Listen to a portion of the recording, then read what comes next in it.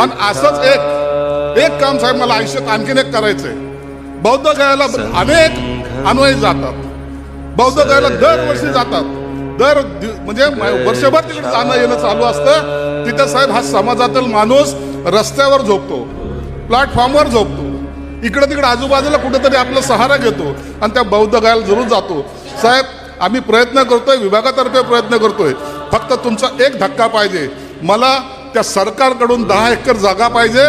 त्या ठिकाणी आम्ही या समाजासाठी मोठं हॉस्टेल ज्याला म्हणता येईल ते उभारायचा प्रयत्न आमचा आहे. जवळपास 100-150 कोटी रुपयाचं हॉस्टेल त्या ठिकाणी उभार करायचं आहे.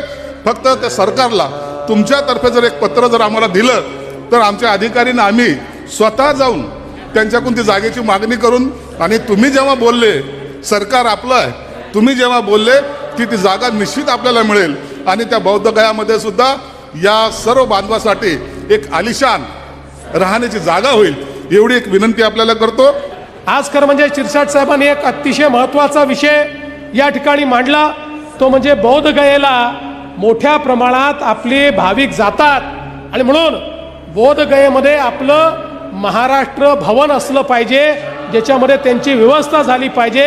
निश्चितपणे मी स्वतः बिहारच्या मुख्यमंत्र्यांशी बोलून त्या ठिकाणी जागा मिळवीन आणि आपण महाराष्ट्र सरकारच्या वतीनं एक चांगलं भवन हे त्या ठिकाणी तयार